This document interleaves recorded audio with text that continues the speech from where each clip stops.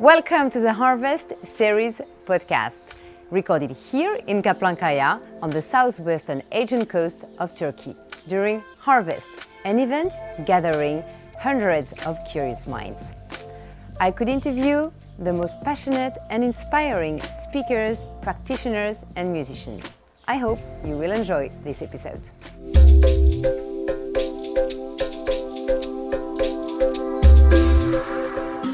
What does it mean to be truly free when freedom itself is a fight you carry with you, from Iran to the world?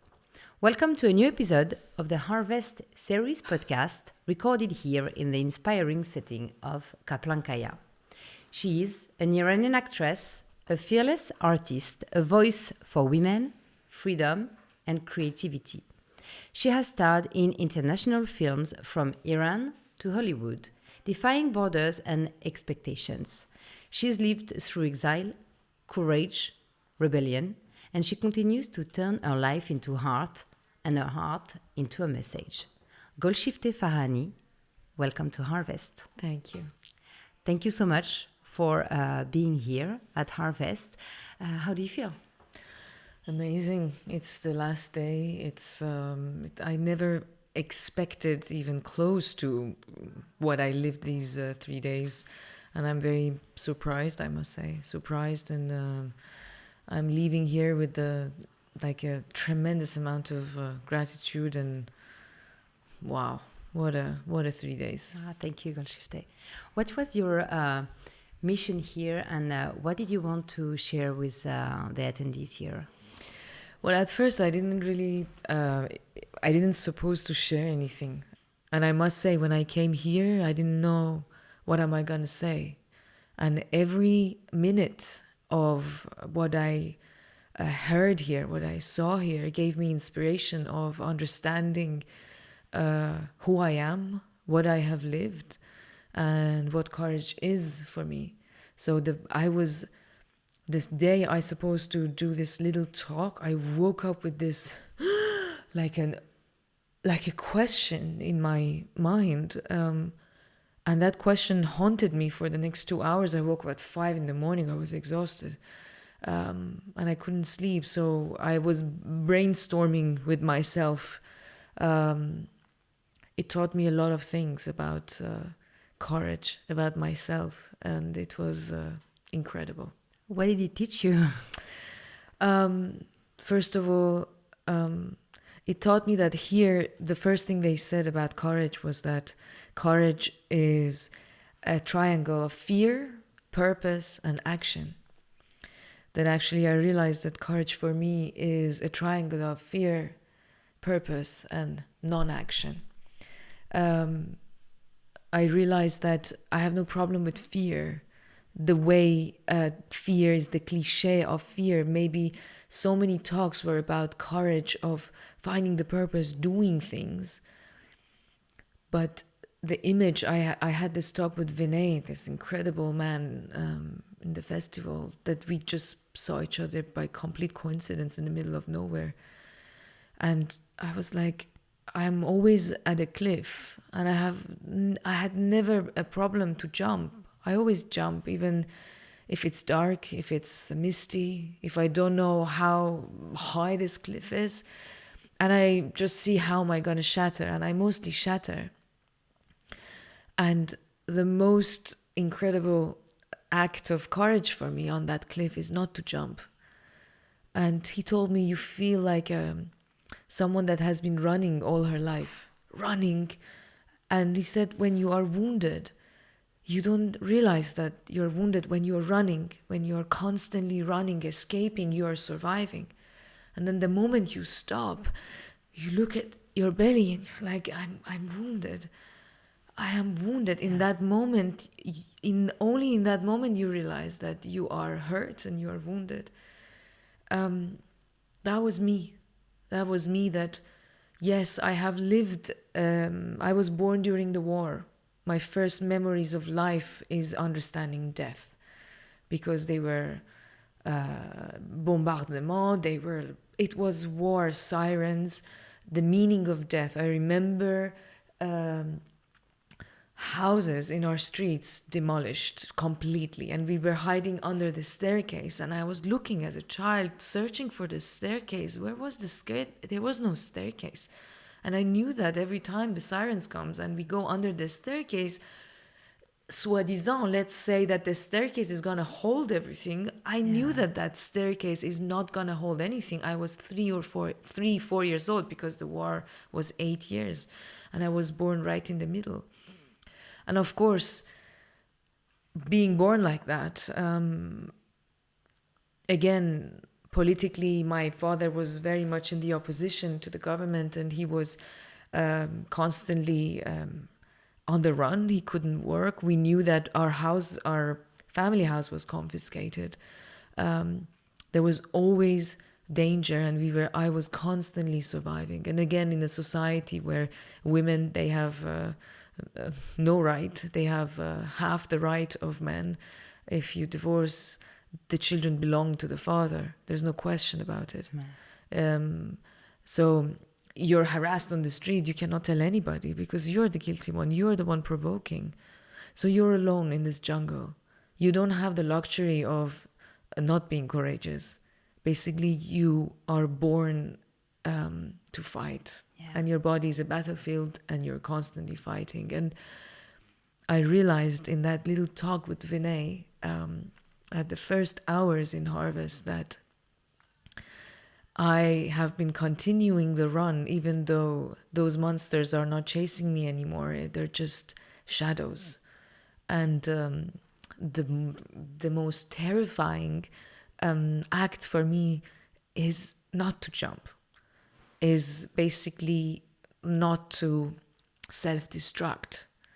Because at one point you go, and the question that came to my mind that morning was, is suicide an act of courage?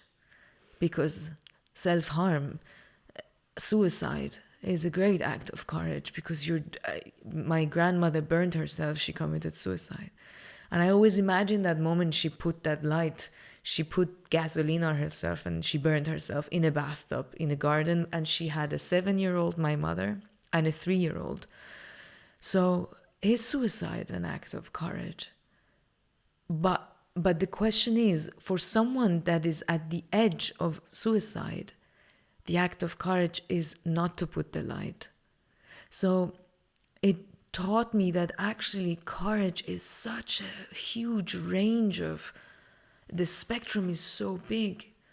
Because there was this girl in Iran a year ago, I think, not even, a few months ago, that she took off all her clothes in front of the university, because they were again, the hijab police. They were like, we don't know what happened before, we don't know what happened after, and I was looking at her with the bra and a little underwear. You don't even do that in Paris. Yeah. And she's in Tehran, and everyone is like pretending as nothing is happening. And I looked at her, I said, yeah, that is an act of suicide, but it's the scream of your body. Her body is manifesting, is screaming, as my body manifested and screamed where I took these naked photos, because I was like, let my body be my body, not a battlefield. My body is not your battlefield. And your scream is not an intellectual, is not a mind scream anymore, is your body that is purging.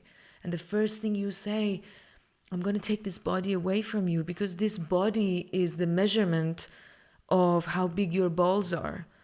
The men in Afghanistan, the Taliban, how well they control their women, that's how strong they are.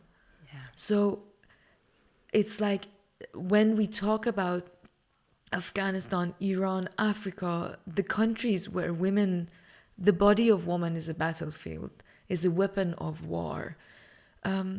You don't have this luxury of neither being traumatized by being harassed or even raped, neither being not courageous, because you don't have any choice. Like this ranger in Africa told me, and in Pala, like in Africa, from the 18th second that is born is in stress mode until it dies, because it's like that. You are that thing that everything is ready to eat you up, and you're constantly ready to run.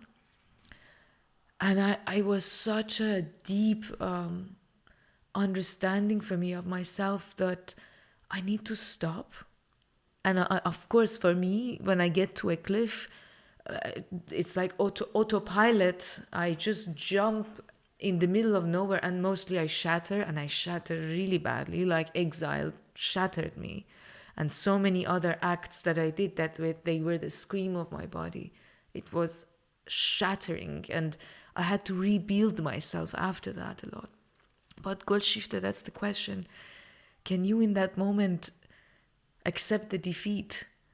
Accepting the defeat is an act of courage, and you become victorious. It's a battlefield you cannot win. If there is a battlefield you can't win, the most courageous act of courage is to accept the defeat and drop your sword and surrender and gain your life and say like, I am. And it's difficult for warriors that they are in the addiction of fighting, because we That's are. how It's you not grew up, exactly. yeah. It is the way we are. We are in a jungle and we fight. There's no other way of living, being. So, thanks to Harvest, really. Thanks to this subject, and thanks to all the talks that I heard. Thanks to Vinay. Thanks to everyone that brought all these sparkles of inspiration. As now, like Esther Perel, she didn't supposed to talk, and finally, it's like, I think Harvest doesn't allow you not to. If you have a gift to give, the gift will be given, because Harvest is the best Christmas day for. And some people gifts. know how to receive them well. Yes, like you. Yes, and I think here also people, what I see from, I've never met an audience that are so willing to listen and learn, and with such passion, and so kind, so tolerant and courageous, and ready to learn. It's really moving. You became, in 2022, icon, a bridge, you said, between Iran and the Western world. How did you live with this new mission? Was it a mission for you, and why did you do that? Again, it was absolutely the act of my hands and my body. What happened to Mahsa Amini in September 2022, this girl that was beaten up by the morality police, and she died a few hours later. 2 days later, but she went in the coma, and 2 days later she died, called Mahsa Amini. This revolution of woman life freedom is started because of what happened the veil to her. Yeah, because no, she had the veil, just not properly worn. But she was a girl from Kurdistan, from a very poor region. She was. I think her innocence, it was so coming out of her photos, her images, that this somehow, it was, this grain of dust. Sometimes there are some huge factories that one grain of dust can go in those big metal wheels, and that one grain of dust bring that factory down. And she was that grain of dust.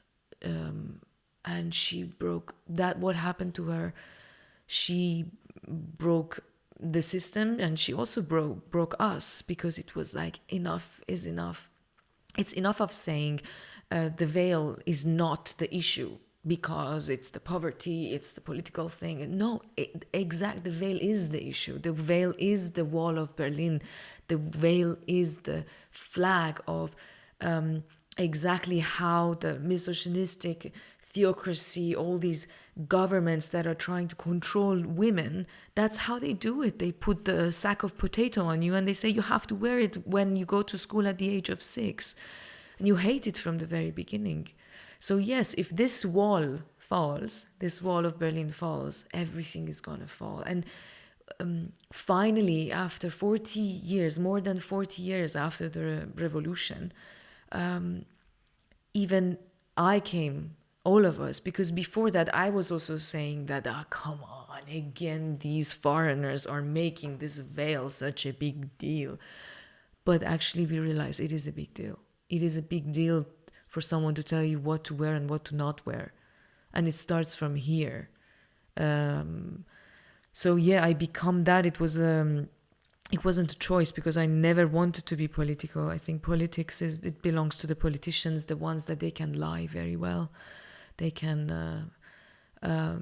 give promises that they will never honor. Mostly they have no dignity. Where an artist is the complete opposite. If an artist lies, it's not an artist anymore. Artist works with truth. And I would say an artist that I would idealize, I would say. You started to be an actress in Iran. Yes. So at the beginning you were managing to do Iranian movies. They were a bit controlled, though, in a way. Well, everything in Iran is controlled since the beginning of the revolution, a year or two after the revolution. And of course, movies are also censored, controlled. You have to pass different... you need different authorizations for the time you want to make the movie, for the time you want to show it to the festival, for the time you want to show it to the public. Every organization is different. You can have a permission to make a movie, but you can never have a permission to show it. So it's ridiculous. Everything is a bit absurd. Iran, at the same time that we're saying this, I have never seen such powerful, strong cultural scene in any country. It's like, what am I hearing, especially about today, Iran? There is a traffic jam for exhibitions in Friday, which is our Sunday, meaning people are so going to see exhibitions that it creates a traffic jam, not only in Tehran, not only for the elite, but everywhere. It's like art and culture is something that has been burning in the blood of Iranian people for like millennia, for centuries. Yeah. And for centuries, for more than like thousands of years, they were other rulers that they were trying to put this fire down, but none of them manage. None of them manage. I mean, even Rumi was on exile. He was escaping the Mughals. So it was like it's a history of fight. It's a fight between the rulers and the artists and the culture. Iran is a magnificent country. The Iranian people I know have this joie de vivre, even if because some people are also controlled and there are a lot of dictatures, but the Iranian people have this kind of fire and joie de vivre, and that's why they're even breaking the rules when you were young. I think they were doing parties even if this was not allowed. Do you feel this? I think it's also a lot of joy and urge to live, and also kind of very wise passivity. I think Iran has somehow survived the invasion of Mughals, the invasion of Arabs. Morocco is way further to Saudi Arabia than Iran, but we speak our language today.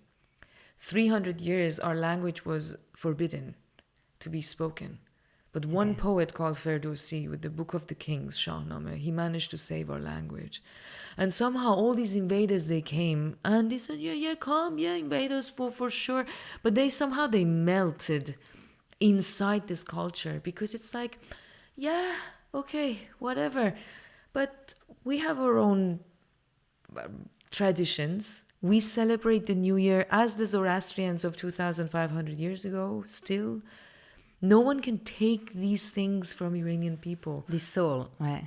The soul, the very heartbeat of this country, which is very curious, because I think it's one of the only country where people, they don't need to know how to read and write to know poetry. Mm-hmm.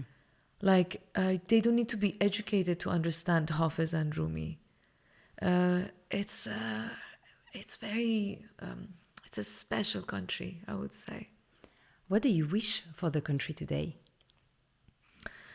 Goodness, countries like Iran, that they have all kind of natural resources, the oil, gas, anything you can imagine. for them, it's very difficult to have the independence and freedom together. Either you can have the freedom, but you lose your independence, or you can have the independence, but not freedom. There's always, we see, like with the coup d'etat with Mossadegh in 45, this man who nationalized our oil, and it was like the Gandhi of Iran. By the coup d'etat of the Americans and the British, everything just was destroyed.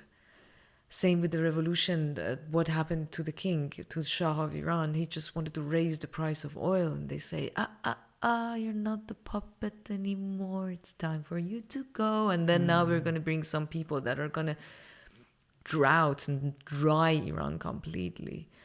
So what I wish for this incredible country is hopefully one day freedom and independence all together, so that all these incredible talents in such rich, exceptional culture to thrive and to give to this world. Because what we have, Rumi, Hafez, saffron, carpets, it's conquered the world. It's all about beauty. Persian gardens, Persian nights, Persian women, Persian dance, Persian music. It's all so beautiful. I appreciate it much more because now I'm outside and I look at it from even a bit of distance, and I'm like, whoa, it's really incredible. Yeah, your look on Iran changed when you had to go to Paris, because after shooting this movie with Leonardo DiCaprio, you could come back to Iran, but they didn't let you go after because they were actually saying that. Yeah, basically they were saying, first of all, it was an American movie, and then they were saying that they are using me to destroy the face of Iran, because I was a well-known actress back then, also in Iran. I mean, in Iran, I was 23, but I was representing like the mother of nation. I was like, they were proud of all that. And then they were saying the look of Leonardo DiCaprio on my character is the desire of America wanting to somehow invade and have the power over Iran. And I was like, no, it's Ridley Scott, and the story is not at all what you're saying. It's actually saying that America cannot do anything in the Middle East. They are stuck in the Middle East, like we saw what happened in Afghanistan, in Iraq, everywhere. So that was 7 months of interrogations. They didn't let me leave to do this other movie called Prince of Persia. I had a lot of interrogations in a very long story that we don't want to even open it. I have said it so many times. I managed to leave. It was like a movie of itself. But I didn't know from the moment this judge told me, literally it's time to go, because I don't know how long I'm going to be here to somehow protect you in front of the intelligence service. I had maybe 5 days to pack my suitcases and go, and you never know what to pack in those suitcases, what to put. How can you carry your home, your country, your memories, the food, the streets, into suitcases? Yeah. You better even not take anything. It's just like, and I left and I was very young. And yes, I reached the other shore. We always think that all these refugees in the world, they cross the oceans and we clap for them when they arrive on the other side. But that's the moment that you shatter. After a big fall, you do the process and you arrive to the other shore, and you're shattered in a country which you don't understand anything of the culture, language, nothing. And you have to build everything from below zero. And exile can break you. So many people, they commit suicide, they cannot take it. Exile is a very specific thing to live in a lifetime. Yeah. Did you, in the end, how did you do to rebuild yourself and find a way to reappropriate your own body and your own freedom? Oh my goodness, a lot of therapy. Well, I guess because we didn't even mention the acid that had been thrown on you. Lot of therapy. I mean, until you're in that jungle, you don't have a problem because you are running and you're wounded. I mean, until you're running and you're surviving, you do not understand. You're just running for your life. And then you arrive and you keep running. You keep running because it's the only thing you know. And you go in this self-destructive, because someone that is running from nothing is definitely a self-destructive act. There's nothing chasing you and you're running wounded. You're not staying to heal yourself. So I kept running. Even in Paris. Yes, the shadows were chasing. I was having dreams of being on a plane going to Iran, which should be a great dream, but it was always a nightmare. It's a plane that your dream to go back and your biggest nightmare that you're gonna land. The same, yeah, wow. And so it takes a lot because this crack opened up so many deeper wounds in me, not only in my childhood, but in my generational trauma from my mother, grandmother, great-grandmothers. They were all in exile. Then I started digging because I wanted to understand. What are these shadows? Is it only the power, the government? Is it only this crack of exile, this pain that I'm carrying? What is it exactly? Why am I always doing the roles of these women that are emancipating? They are claiming they want to be free, and I was asking all these questions, and then I started digging vipassana after vipassana, searching therapy, breathwork, somatic, ayahuasca, mushroom. There's nothing in this world that I haven't done.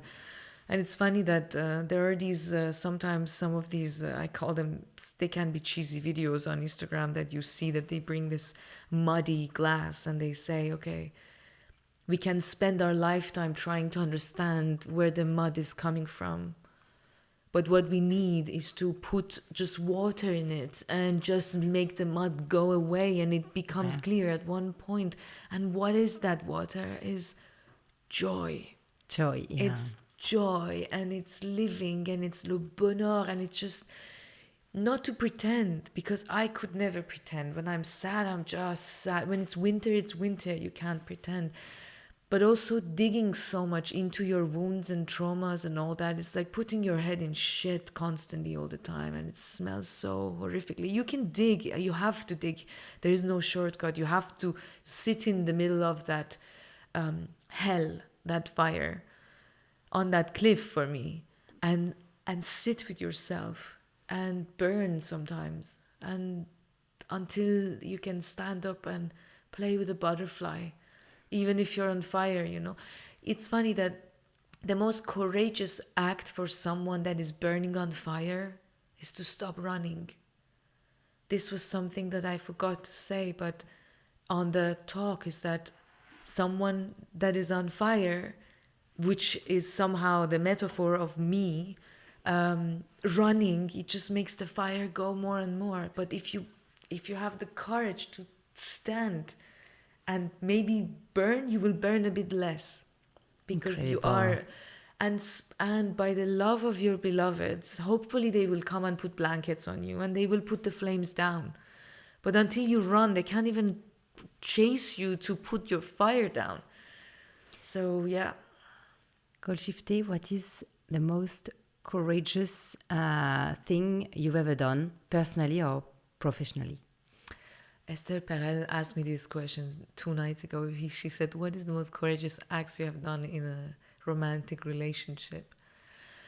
I think both in my career and my love life, the most act of courage I've done is to say no, is to not do something I couldn't do, because it makes me emotional, because I just said yes, because I had to. I didn't have chance to say no. I didn't have the choice to say no. I wasn't even asked to have a choice. So I think very recently, after my trip to the Amazon, I went to the Amazon for some time, and when I came back, I have done 65 movies almost. For the first time in my entire career, 28 years I have worked, I basically refused a movie that I supposed to do in like 3 weeks, and I said, no, I can't. And to do this, I went in like hours of talks with my agents, or how are we going to do this? And when I was telling this to my actor friends, they were like, we do this all the time. Why are you taking this so seriously? But for me, it was like, I'm the soldier of serving the society by art, because that's how my father and my mother, they raised me, that you are the slave to the society and you serve them by art, and you don't matter because you're giving service to the masses, and that's how you exist. And I realized, actually, no, I exist even if I don't serve the masses. I exist if I do nothing, I exist. So I somehow got off that seat of expectation. I left it in the South America, and I said, this seat of talking rightly, sitting rightly as a little girl, saying the right thing, doing the right thing. No matter shit I am what I am, and I'm beautiful. Take me or leave me. This is what I am. And this for me was like, oh my God, it was like, it wasn't easy. So I think saying no and somehow sitting on top of this cliff and not jumping yeah. is, and even accepting the defeat as a warrior and put down my sword and not to fight anymore. I think you're onto something. Yes. Yes, clearly. I mean, after feel harvest, if I'm not, yeah. Thank you so much for sharing this. This is so precious, and I'm so happy for you. Thank you. Thank you for having me. Thank you, Golshifteh, to come here to share and to be who you are. Thank you. Harvest! Thanks for watching this episode of the Harvest Series podcast recorded in Kaplanskaya. If you enjoyed this episode, don't forget to subscribe to have some more.